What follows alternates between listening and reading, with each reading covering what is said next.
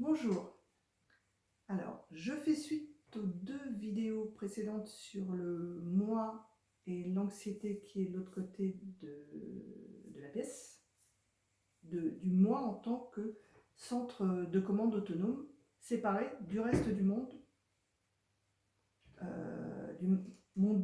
hostile, on va dire, dans la mesure où il se sent indépendant, posé en plus. C'est la pièce rapportée, voilà, en tant que pièce rapportée, qui doit faire des choix, enfin qui fait des choix, qui décide, qui a des désirs en fait.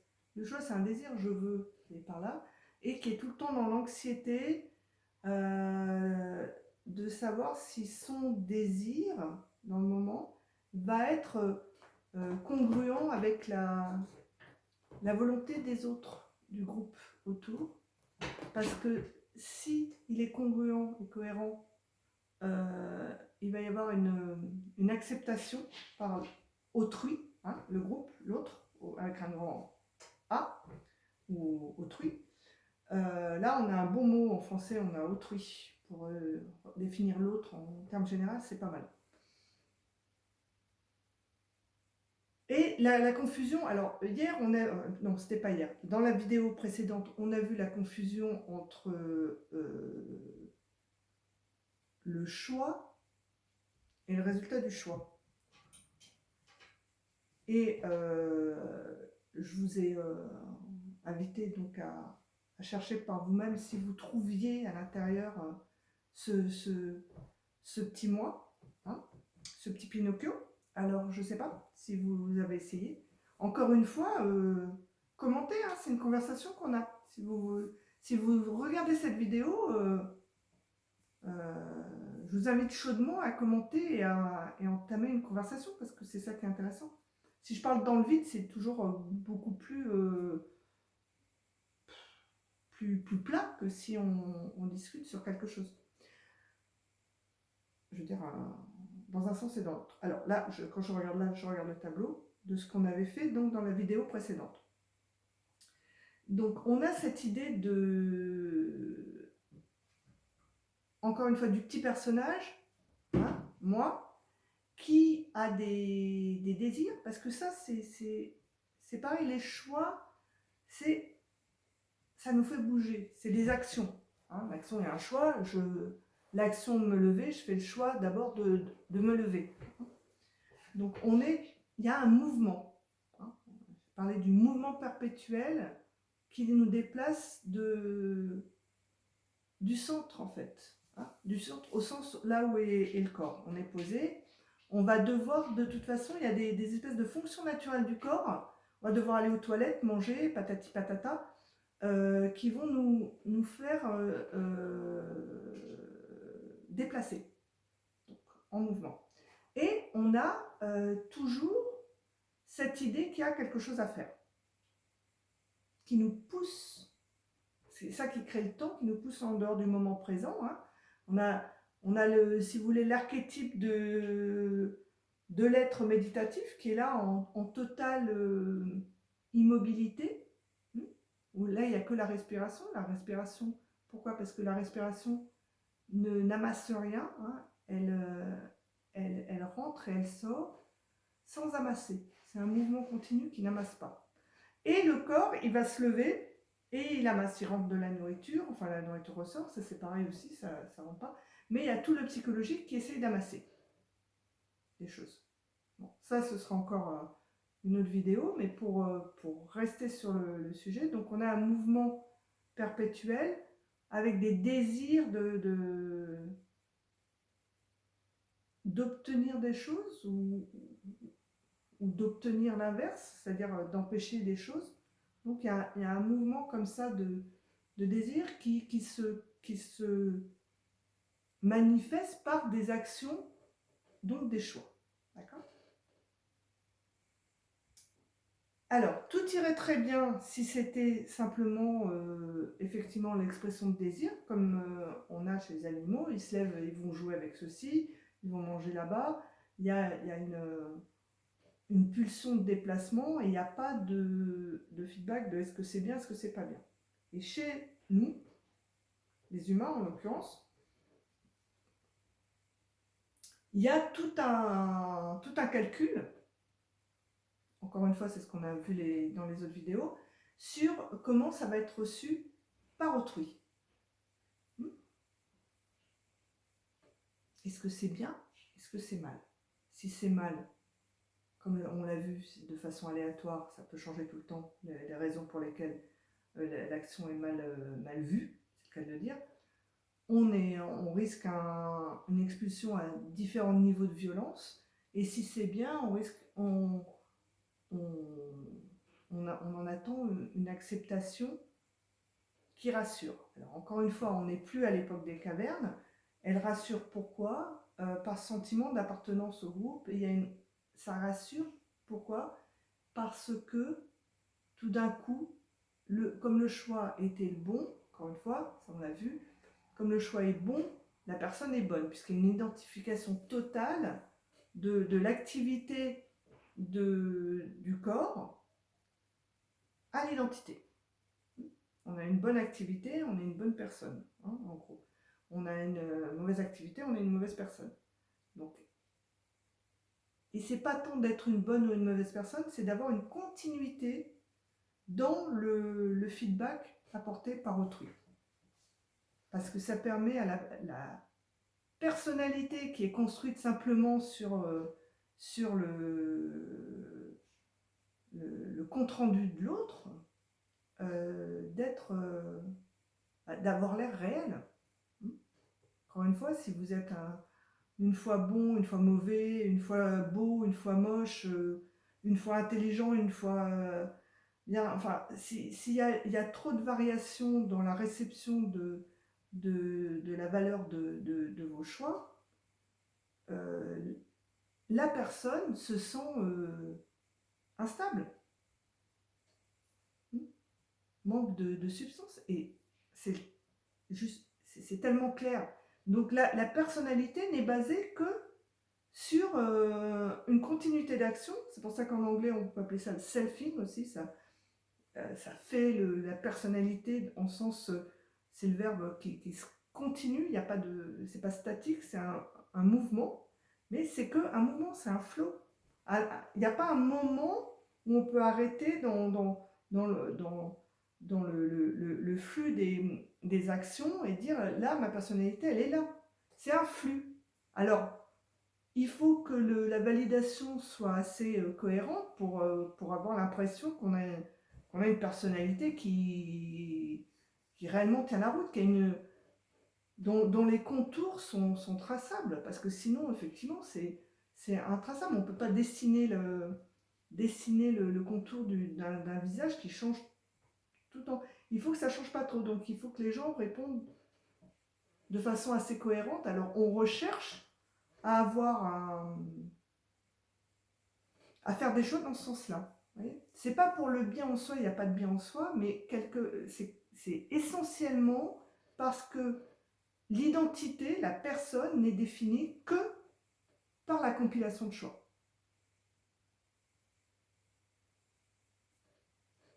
Et d'ailleurs, on dit la telle personne a changé, c'est plus la même depuis qu'elle fait des choix différents. Avant, s'habillait toujours en vert, maintenant s'habille toujours en rouge, c'est plus la même. C'est juste un habillement. Et ça ne gêne pas. Vous voyez, comme c'est tellement ancré, c'est juste dans les termes. Votre identité n'est définie que par vos choix. C'est pour ça qu'il y a des méthodes de développement personnel où on vous dit changez de choix, levez-vous tous les matins à 5 heures, faites ceci, vous faites cela, vous changez de routine, vous forcez en dehors de votre, on va dire, de vos désirs habituels, de votre tendance habituelle, une nouvelle tendance, ça apporte des nouveaux choix et une nouvelle validation. Mais quelque part, vous voyez, c'est un forçage, c'est fatigant, il faut sortir de l'échange, c'est gratifiant au sens où ça va être validé, c'est ce que vous cherchez, c'était une espèce de méthode pour être validé par le groupe auquel vous voulez appartenir, parce que celui-là, plus qu'un autre, apparaît comme intéressant. Vous ne savez même pas pourquoi en fait, au fond. Mais bon, ça c'est encore autre chose. Donc,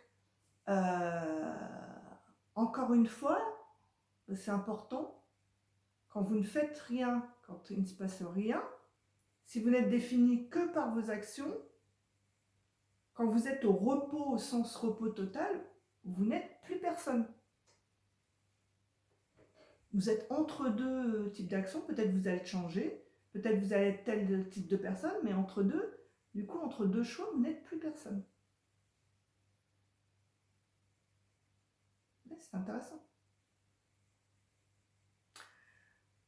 Alors, c'est là que je veux faire intervenir la notion de satisfaction de désir, parce qu'on a parlé du choix, désir, action. Un désir, c'est une tension aussi. Un désir, qu'est-ce que c'est? C'est par exemple, alors, on va prendre un exemple tout bateau. Si vous êtes une femme, vraiment le truc classique sexiste crétin, mais bon, ça veut dire ce qu'il veut dire. Vous regardez une robe en vitrine, il y a une beauté dans la robe. Il va y avoir quelque chose dans l'esthétique de la robe qui va... C'est intéressant la beauté, parce que la beauté, elle ouvre toujours à l'intérieur de soi un sentiment de relaxation. Parce que c'est une résonance à la totalité. Vous voyez, la beauté, quelque chose de beau, il n'y a rien à enlever, il n'y a rien à remettre. Il n'y a pas de critique de l'objet. Quand on trouve quelque chose de beau, profondément, ça veut dire qu'on n'a rien à lui trouver en critique. Donc, il n'y a pas de tension, il n'y a pas de contraction. Pareil que soi, la relaxation, c'est quand on arrête de se critiquer. On y reviendra aussi, parce que ça, c'est basique.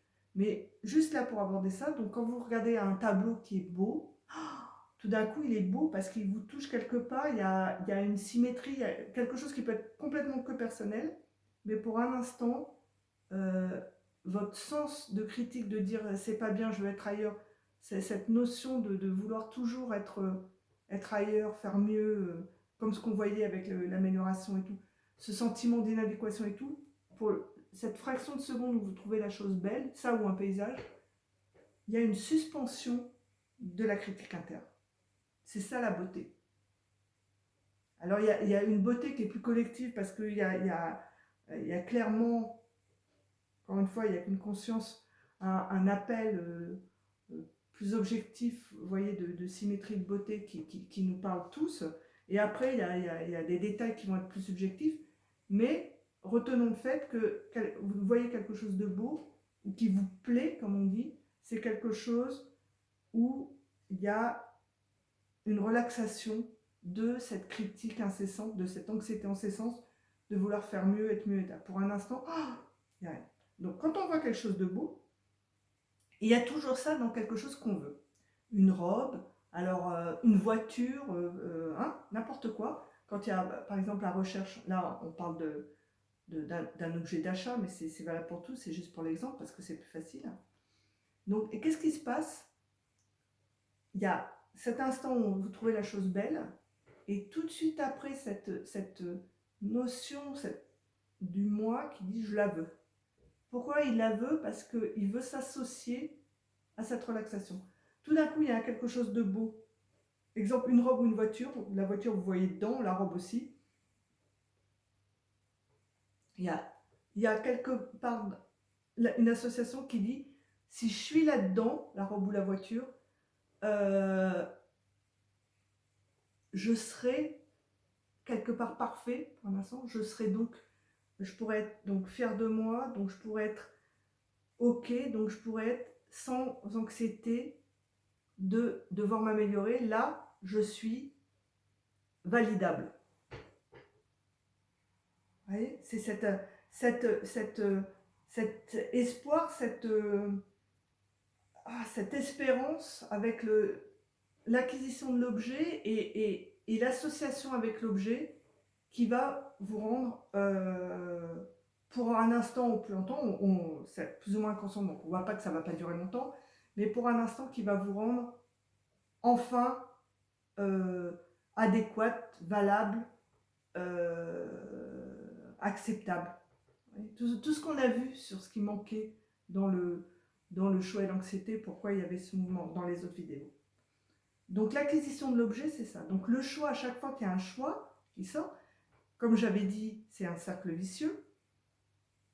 Il y a l'anxiété de toujours faire mieux, toujours trouver mieux. Pourquoi? Parce que à chaque fois qu'il y a donc ce bon choix ou cet objet qui est acquis, il y a ce moment de là c'est bon, je suis valable. C'est très important ça. Je marque une pause là. Regardez pour vous. Je ne parle pas juste pour raconter des trucs. Regardez pour vous ce que c'est. Quand il y a un objet que vous désirez, il y a une tension vers l'objet, parce que d'abord vous le trouvez intéressant, après il vous le faut. Alors il y aura soit « oh ben non, je ne peux pas l'avoir et tout », il y a une espèce de frustration qui se passe là quand il y a un effet en plus. Mais sinon, il y a une espèce de parcours, de cheminement vers l'objet, parce qu'il y a une espèce de... Ça devient comme une sacralisation de la chose, parce que avec cet objet, plus ou moins selon l'objet, les circonstances et tout, il y a un soulagement. Il y a donc un désir qui se tend vers l'objet, à un moment, vous vous voyez avec l'objet, vous vous identifiez, et au moment de l'obtention de l'objet,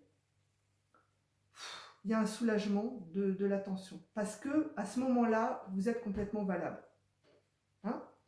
Et en tant que femme, moi je parle par exemple de mon cas, ça va être, je vais m'acheter des chaussures, des vêtements, je vais me voir là-dedans.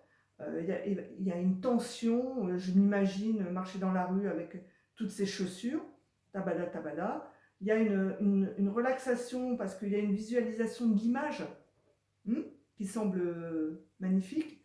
Après, on reçoit les chaussures, on les achète, on les met dans le placard. La relaxation est finie parce que ça ne dure pas, parce qu'elle est que imagée, et on repart sur quelque chose de nouveau. Vous voyez, ça peut durer indéfiniment jusqu'au moment où vous voyez que l'identification à l'objet, c'est un mouvement, mais qui sert à une identité. Mais quand vous voyez qu'il n'y a pas d'identité à avoir là-dedans, parce que vous ne vous trouverez jamais là-dedans, ça tombe de lui-même. Il n'y a pas à forcer les choses. Vous pouvez toujours continuer à acheter des chaussures, parce que c'est joli en soi, ou des voitures, ou peu importe, ou des châteaux, parce qu'on parlait d'achat d'objets. Mais il n'y aura plus cette tension, quand vous avez compris la chose, elle tombe, parce que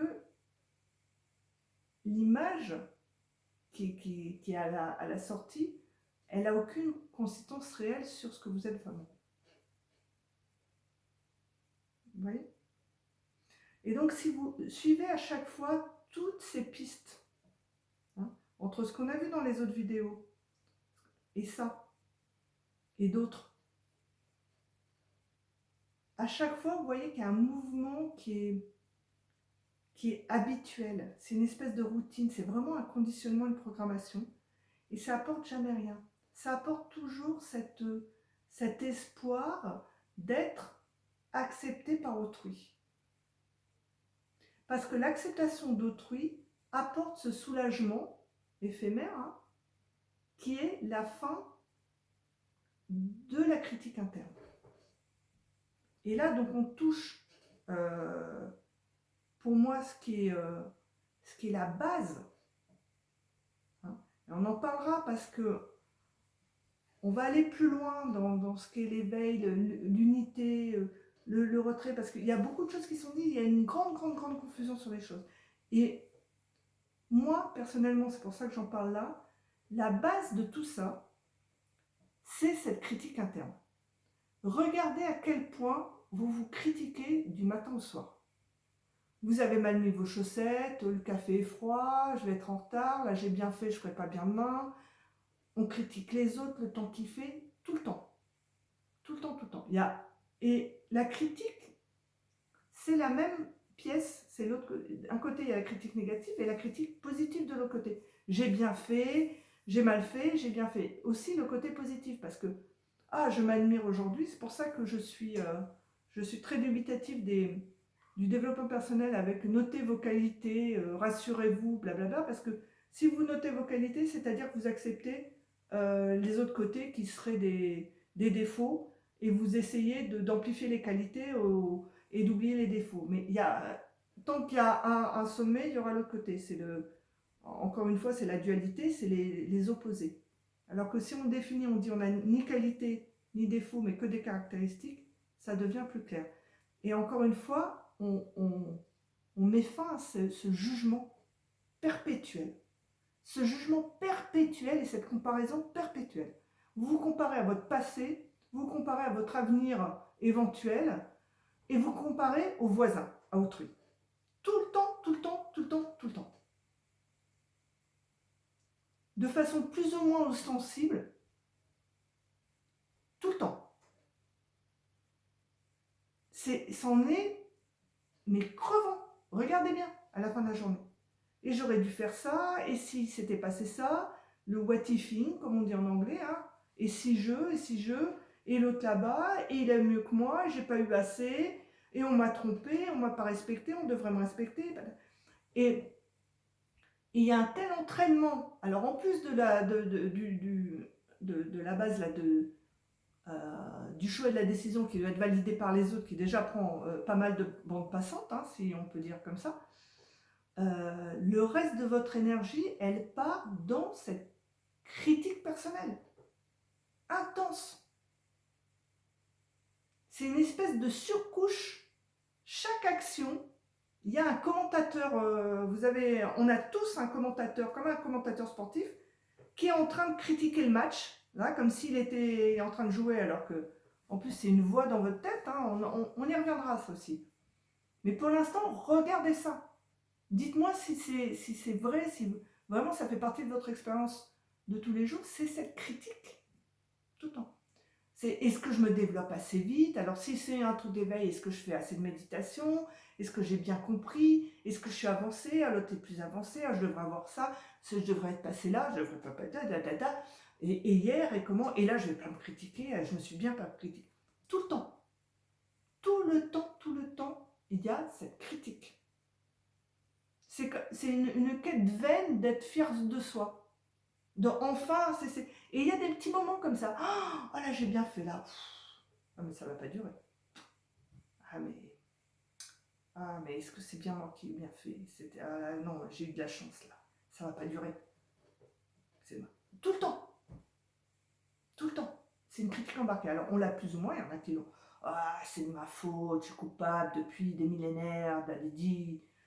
D'autres se sentent moins responsables, mais il y a constamment cette critique. Et c'est ça, comme on est omnubilé par la critique, parce que finalement, on est occupé à essayer de mitiger cette critique. La critique et l'anxiété et le stress, hein, parce qu'après tout est lié. On perd de vue complètement les prémices du problème, à savoir qu'est-ce qui se critique là? On critique quoi? Est-ce qu'elle existe cette personne qu'on critique? Et qui c'est qui critique la personne? Elle est à qui la voix? Qui lui répond? Il y a une voix qui critique et l'autre qui répond oui peut-être, nanana. Il y a deux voix en fait. Et vous êtes où? Alors on dit ouais c'est ma voix, je me critique, mais pourquoi vous vous critiqueriez? Vous avez fait au moment où vous avez fait la chose, vous avez fait comme vous pouviez. Si vous êtes grand, vous vous trouvez trop grand, ça ne va pas changer. Vous êtes, voyez, vous avez mangé, bon, vous avez mangé, vous avez grossi. À ce moment, au moment où vous avez mangé, vous avez mangé. Et la critique, non, j'aurais pas dû manger. Il y a une espèce de division là tout le temps. Ah, j'ai mangé, je devrais pas manger. Ah, j'ai regardé la télé, j'aurais dû tondre le gazon. J'ai été méchant, j'aurais dû être gentil. C'est non-stop. Et c'est chez tout le monde. Alors, regardez ça. Ne jugez pas, justement. Regardez que c'est le cas pour vous. C'est le cas pour le voisin, c'est le cas pour tout le monde. Il y a bien un problème au sens, il y a quelque chose là qui... C'est pas un problème, il y a un indice. C'est pareil pour tout le monde. Et tout le monde fait semblant que c'est une erreur, que ça va s'arranger, que l'anxiété, ça peut s'en aller, que c'est pas structurel. Vous voyez bien que c'est toujours le cas. C'est comme la gravité. La pomme tombe toujours vers la terre. Elle tombe pas vers le plafond. Et on est toujours là à dire oui, peut-être les pommes, elles tombent en travers. On va voir. Ah non, elles tombent toujours par terre. L'anxiété et le stress, c'est tout le monde. Et la critique embarquée, en fait, elle est pas en option. Voilà, là c'est pas mal ça. Elle est d'usine sur toutes les voitures. Vous avez la critique embarquée sur tous les corps, sur tous les corps-esprits, comme on dit. Vous avez la critique interne embarquée. C'est ça qu'il faut voir. C'est pas se demander comment je l'enlève, pourquoi, comment. Regardez déjà que c'est le cas. Ne critiquez pas ça. Faites l'inventaire. Voilà. D'abord, faites l'inventaire. Vous ne critiquez pas. N'allez pas critiquer les stocks. Faites l'inventaire. Regardez cette critique embarquée. Et s'il vous plaît, si la vidéo vous intéresse, commentez, posez-moi des questions, venez, on discute sur la prochaine vidéo. Voilà. Donc, je vous invite à faire l'inventaire de votre critique embarquée. Et on en reparle après.